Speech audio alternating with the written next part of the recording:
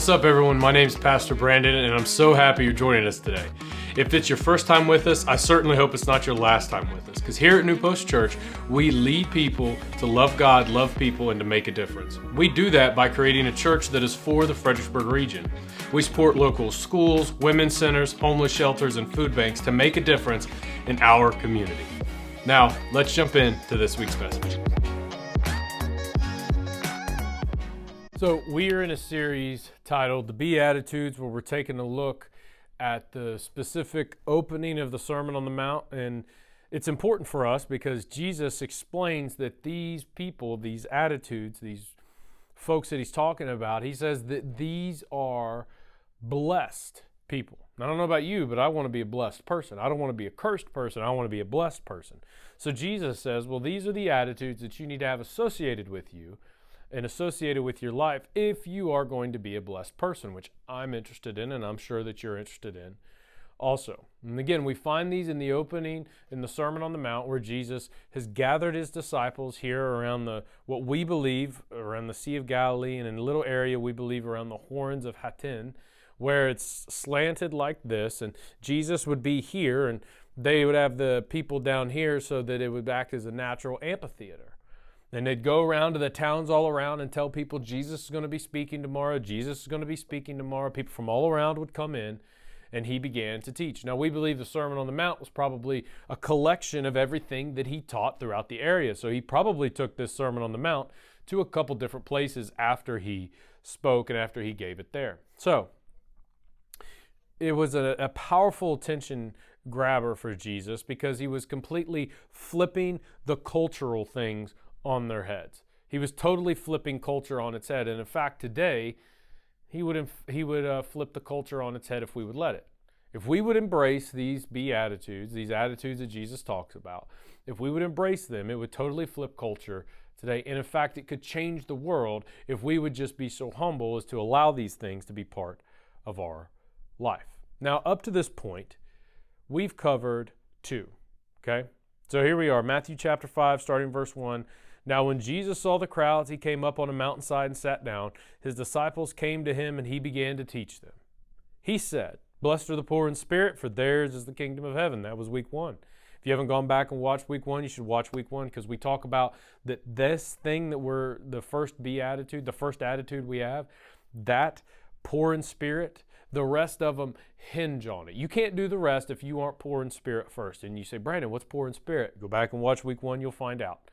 Second one we covered last week is blessed are those who mourn, for they will be comforted. And we talked about how God mourns with us. And we talked about how when we're mourning and we're in pain, God actually draws closer to us. And we're mourning and we're in pain because creation is broken.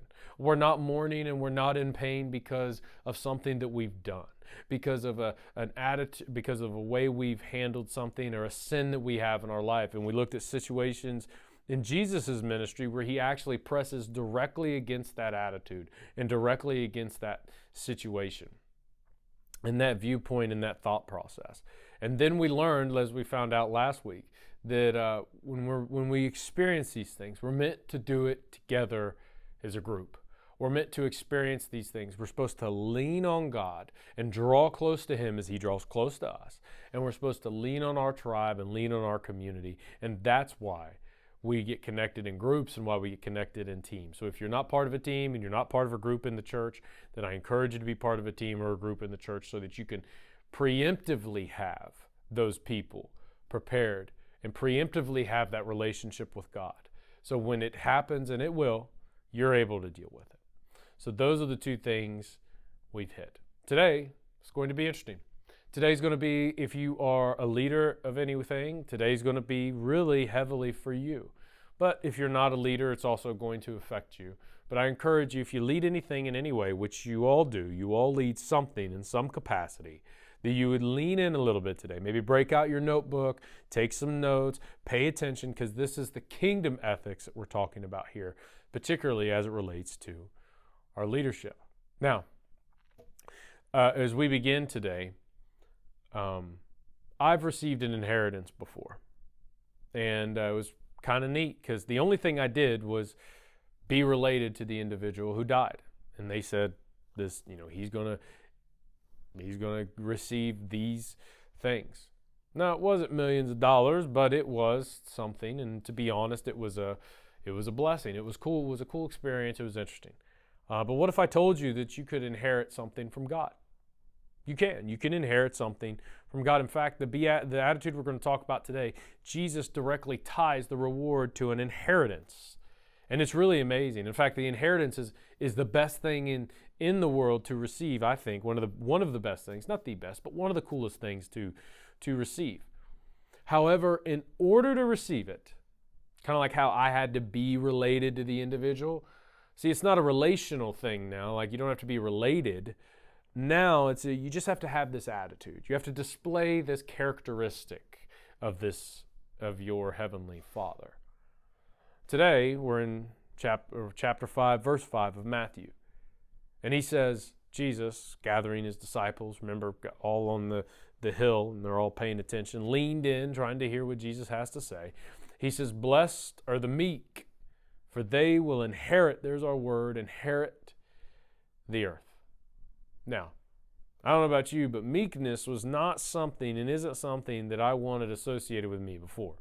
Because I used to always think meekness meant weakness. I used to always think that meekness was not a good thing. I used to always think like, here we go. This is the turn the other cheek Jesus. This is the super soft baby lamb Jesus. Like this is not the Jesus that I understand, and this isn't the Jesus that I want. So I didn't understand what it meant. Then as I started to do more research and pay more attention over the years, meekness actually is not the right word. Blessed are the meek. Meek is the incorrect translation of this Greek word. The correct translation of this Greek word, and if you go to some newer versions, so if you go to the NASB 2020, or if you go to some of the more literal translations, the direct translation is gentle. Jesus says, blessed are the gentle, for they will inherit the earth. But again, that doesn't make any sense, right? Because gentle is having or showing a mild, kind, or tender temperament or character. That's what gentle means. But that's not what we think of when we think people inheriting the earth and people ruling and owning the earth and leading the earth and leading in different capacities on earth. We think of individuals who are big and strong and they have deep voices and booming voices and they can say things and do things and behave a certain way and they demand things. And those are the leaders. Those are the people that we think are inheriting the earth. We don't think it's the gentle people. This doesn't mean that you don't have capacity or capability. That's not what we're saying. In fact, what Jesus is pointing to means exactly the opposite. It means that you're choosing to be gentle. You're choosing. It's an attitude. It's a way of behaving. Because meekness is essentially having the ability. Gentleness is having the ability to power up and use your authority, but not doing it. And this was demonstrated by Jesus all the time. He had all authority on earth and in heaven, right? He was God in a body, walking around. He could have done any number of things. And you see it when he argues with the devil, and then he does other things where he has opportunities to power up, and he simply doesn't. He has opportunities to flex his divine muscle, and he just doesn't. He instead demonstrates something totally different. He chooses to be gentle in those moments. He chooses to be gentle, choosing to serve and love others over our own personal desires, because that's what Jesus did. And this is the most true when it comes to leadership. And again, every one of you leads something. So don't turn this off and don't say, I don't lead anything, or I'm not part of that. That's one of those things. No, that's not true. You and me and all of us, we all lead something in our life. So I encourage you to lean in and pay attention, because Jesus embodies this and verbalizes this in Mark chapter 9. Now, to bring us up to speed on where we are here in Mark chapter 9 as we learn about gentle leadership. Jesus has been doing miracles at this point for some time. He's been casting out demons, healing the sick, raising the dead. He's done a ton of things before this moment comes where we're going to read about today. So that's important to recognize. Jesus has already demonstrated that he's not like other rabbis. He's demonstrated that he's not like other people. He's something completely different. Jesus doesn't fit into any of your nice categories that you try to have him. And the world certainly didn't have the categories for him then either. So here we are. Jesus finishes doing all these things, and Mark tells us that they left the place and passed through Galilee. So they left the area where they were doing miracles and stuff, and they passed through Galilee. And Jesus did not want anyone to know that where they were, because he was teaching his disciples. He was specifically teaching his disciples in this moment. And he said to them, because he wants to clarify, the Son of Man is going to be delivered into the hands of men. This was a secret because he didn't want people to know that he knew what was about to happen. And Jesus tells his 12 disciples, he says, they will kill him, and after 3 days he will rise. Mark gives us a peek behind the curtain and says, but they didn't understand what he meant, and they were afraid to ask him about it. They didn't understand what Jesus was talking about, and they were afraid to ask him because how do you ask, what do you mean you're going to be delivered to the hands of man? So they were afraid to. So they started to understand and heard that he would be killed by the hands of the people. And then he would rise, but first he would have to, suffer. And then as he's traveling, because then they go to Capernaum from this place in Galilee, they go to Capernaum. And as he's traveling, he hears in the back something his disciples are arguing about. But he doesn't address it on the walk. He waits. And then they came to Capernaum. When he was in the house, we believe that there was a house there in Capernaum that was kind of the center of his ministry. He would come back to this house in Capernaum often and then go back out to other places, kind of like the rest and rejuvenate area, is a little bit of R&R. He would come back to the house. He asked them, what were you arguing about on the road? I heard you guys bickering back there. What was that all about? What were you guys getting after there? But they kept quiet because on the way they'd argue about who was the greatest. Now Luke's account tells us that Jesus knew what was going on in their hearts. And we know that that is true from what he says next. Because they tried to lie and say that they actually didn't try to say anything. They just kind of ignored it and kept quiet, like Jesus didn't say anything. And so, can you imagine how frustrating it must have been for Jesus? First of all, he's performed all these miracles. So these fools think they can keep their mouth shut and he's not going to know. He's already done things that nobody else can do. And he can't be placed in a category that anybody has. So that's one thing that's got to be frustrating. Like Jesus probably like, come on, man. You all, what part of this don't you understand? You guys can't hide anything from me where it's not how this team's working. That's not what we're going to do.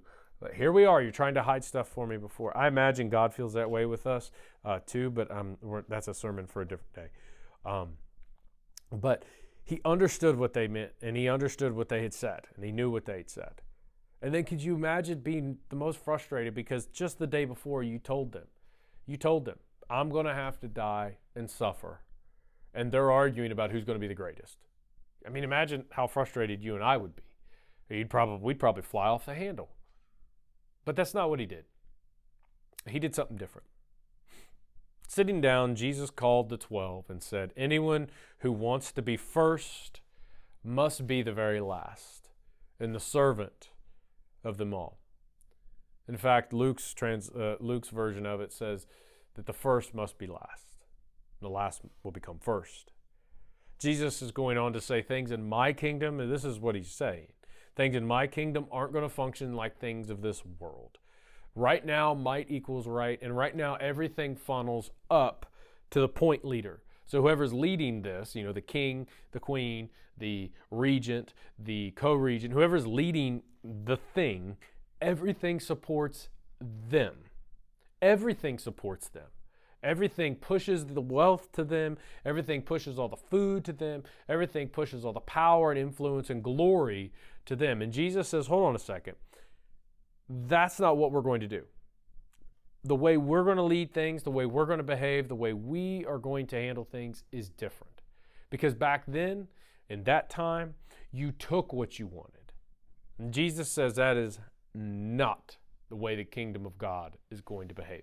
That's not the way my kingdom, the kingdom of heaven that I'm ushering in, that is not the way things are going to be done. It's going to be done totally, totally different. And this is leadership of every kind. Not just leadership in the church. This is leadership of every kind. We do not get to pick and choose.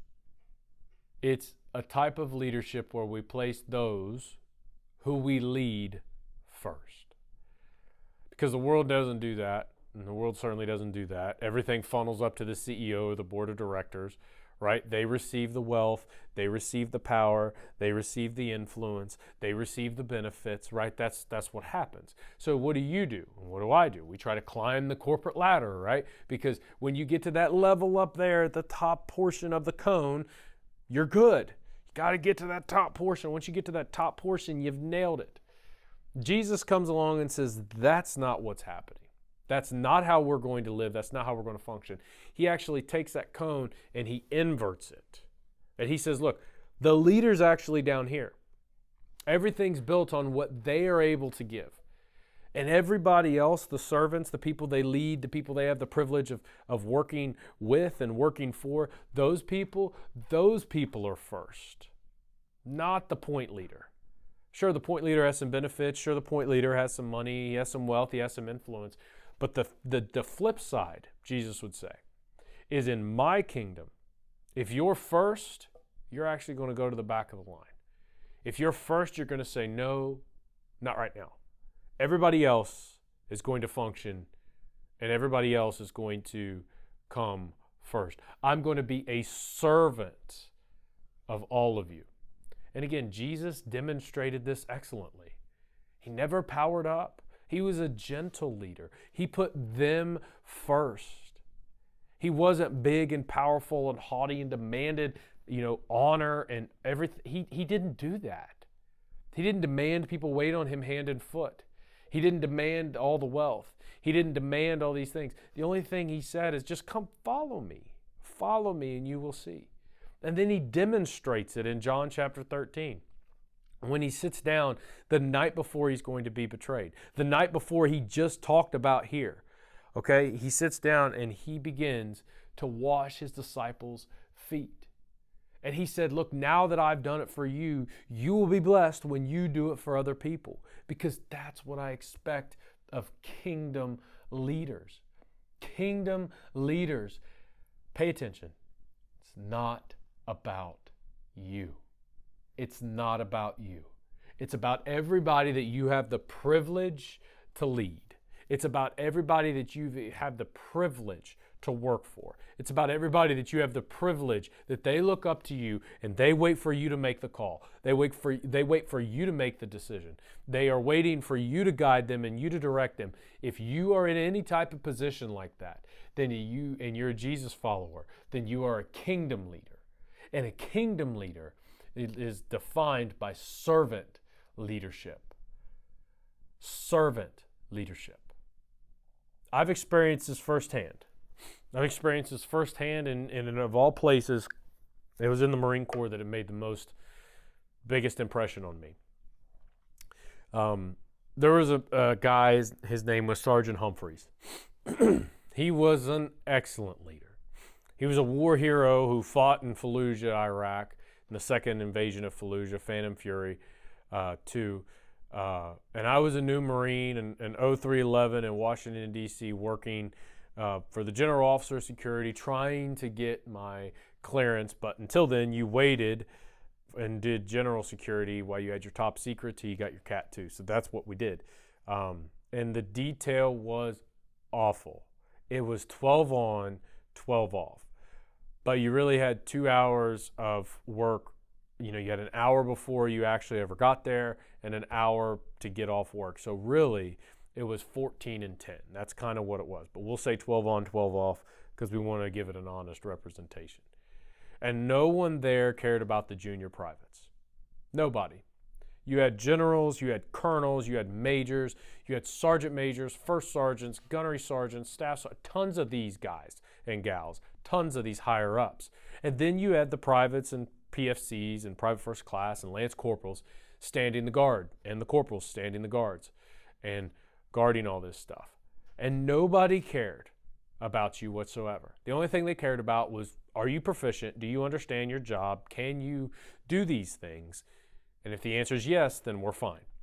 But if the answer is no, we got a huge problem. We're not going to help you or anything like that. We don't care about you. We simply want you to be proficient. And I got to say, it was not fun, and it was my least favorite detail that I've ever pulled. Sergeant Humphreys was my sergeant of the guard. He was the leader of our squad leader, and he stepped into that role, and it was great because he was an excellent leader, and he led differently than everyone else in that unit. He didn't ridicule or yell at us or scream. He didn't berate us when we got something wrong. He didn't make everything about him.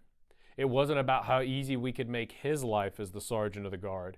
His attitude was how easy he could make our life. He would shift the focus to all of us in his squad. He would go and relieve privates and lance corporals so they could make head calls, go to the bathroom. He didn't need to do that. He was the sergeant of the guard. He could very easily look over and say, send a react, which is one of the extra units we had. Send another guy, send somebody else, send to do this. But he led, and he led with servant leadership, and he led by example. And he would go, and he would step in, and he would go to like I'm talking, my man would work the garage door where you would open and lower the barrier for cars to go in and out of the garage, in and out of the parking garage. Not a job for a sergeant. That's a private's job. But I remember I needed to make a head call, and I called, and all the reacts were busy. And here comes Sergeant Humphrey over the radios, and he says, hey, well, I'm going to be right there, Papa 3. And I'm like, oh, wow. He's going to come? And sure enough, I'll be darned if this sergeant, who was a war hero, he had been in Fallujah, Iraq, tons of awards. When he put his dress blues on, he made us look bad. Like stack. And here he comes to stand my lonely little post. So a private who's done nothing of significant value for the country at this point, who's done nothing of significant value for this unit, who's done nothing of significant value for this sergeant who's coming to relieve me. Here he comes because I was in need. And he didn't just do it for bathroom breaks and head calls. He did it for when there was chow. And the way we did things in the Marine Corps was higher ups, they always ate last. He took this to the absolute T, where he would not eat until all the other posts had gone and eaten. And he would go and relieve the other posts that hadn't gone and eaten. So we only had so many extra units to be able to relieve the posts, and we couldn't relieve all of them at once when it was chow time. So what he would do is if there was one more post or two posts left, he would go, hey, I got my radio, go look at the radio guide. And he'd be like, hey, if you need me, I'm going to be out at post 7, 8, 9, whatever. I'm going to be out there doing these things. So he did. And he would go out and he would relieve the Marines that were standing on those posts so that they could go eat. He did it for me, I remember. And that was so impactful for me as a young leader. I internalized it, and I adopted that kind of view of leadership when I went to the fleet, and I adopted that kind of view of leadership when I deployed to Afghanistan, and we had a phenomenal squad. Chemistry was great. Everything worked. It was just amazing, and I got to work with a great guy named Sergeant Huth who did the same thing. He took care of the Marines and cared about the Marines. So I remember seeing this demonstrated, and the squads were awesome, because we had this type of leadership.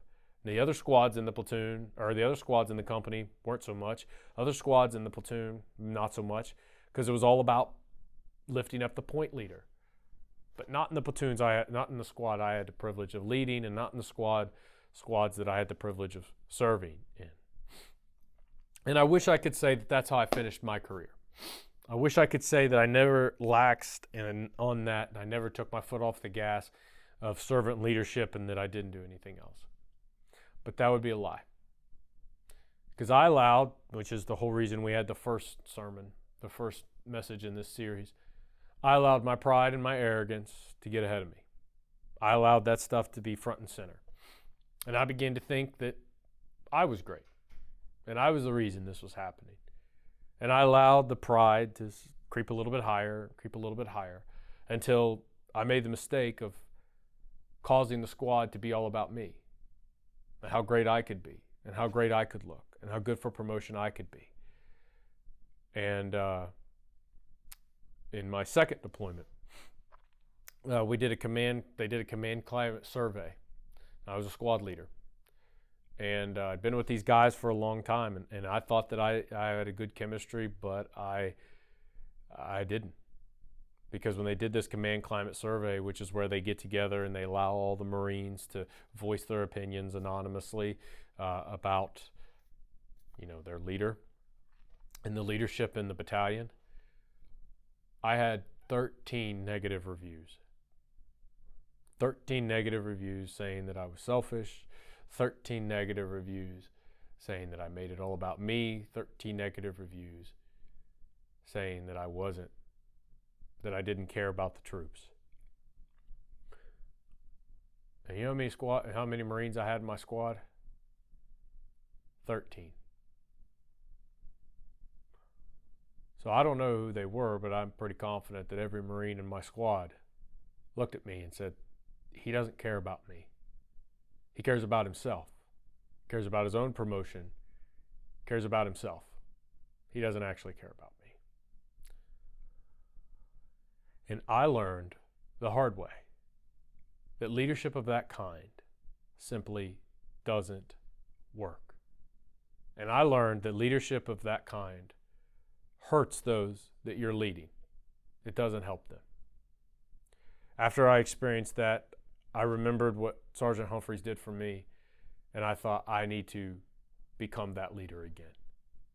And I went on a journey to find that guy again that was there for my earlier deployments and workups, and find that guy again who led with his people first. Many organizations in the workforce have this top-down style. And I can tell you from experience, top-down doesn't work. And everything is about the point leader doesn't work. And Jesus would tell us, and he would instruct us, that that's not how kingdom leaders are supposed to function. And to be honest, leadership doesn't really work that way.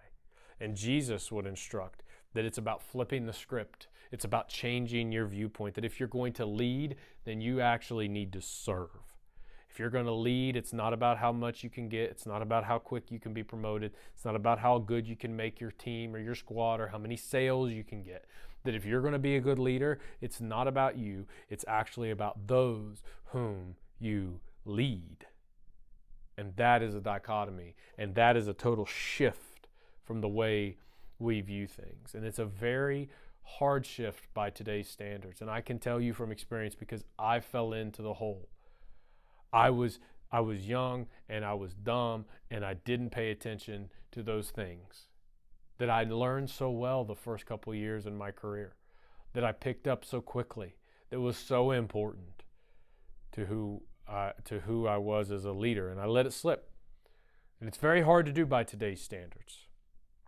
It's very hard to do. But let's take one more look at that attitude again. Like, come on. So it says, Jesus is blessed are, we're not going to say meek, we're going to say gentle, because that's the direct word.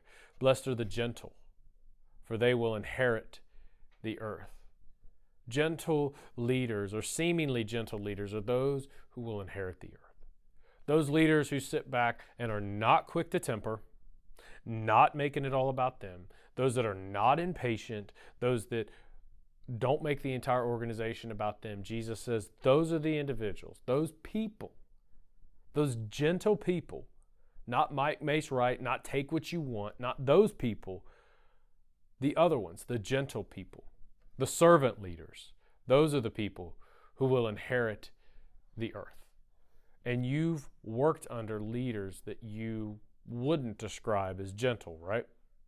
You've worked under leaders who fly in the face of servant leadership. And again, gentle doesn't mean weak. It simply means that you don't power up. You don't level up. You don't make it about you. You make it about your servants. The way that you maintain being a gentle leader is you become a servant leader. And when you try this, it's flipping the cone upside down. It's flipping the funnel, where you don't make everything about you and your leadership, but really you leverage your influence and leadership for those whom you lead. You ask this question. Okay, you guys ready? This is the practical thing. This is how you maintain the right attitude that Jesus is talking about, and how you maintain the gentle attitude when it comes to leadership. You ask simply, how can I help? Not how you can help me. How can I help you? Now, let me just ask you this, and we'll end it here. How different would your profession look if somebody led that way? If you had more gentle leaders who didn't, they weren't quick to temper, they weren't impatient, they weren't those who made the entire organization about them, but instead you had leaders that, as Jesus described, were servant leaders. How different would your organization be? How different would you be if you began to lead this way? If your boss, if she leveraged her position for your benefit, if your boss, if he leveraged his influence for your benefit, how different would your career look? How different would your leadership look? Do you think it would be better? Or do you think it would be worse? So it's because we all lead, and this is the easiest way to understand getting this gentle attitude. You get this gentle attitude by not being quick to temper, not being impatient. And as a leader, you get this gentle attitude by saying, you first. You go first. You experience this first. And you ask the question, how can I help you? Not how can you help me? And you will, according to Jesus, inherit the earth if you can have this attitude. So let's pray. God, this is difficult. These are all difficult. They're all challenging. But Lord, I pray that you would help us be gentle leaders. Lord, I pray that you would help us be servant leaders that love one another and build up and hold up and encourage our people. That we would be gentle, not quick to anger, not hard, not rough, but gentle leaders. And that, Lord, that we would be able to inherit the earth the way that you described. So help us do that, Holy Spirit. We love you and give you all the praise. In Jesus' name, amen.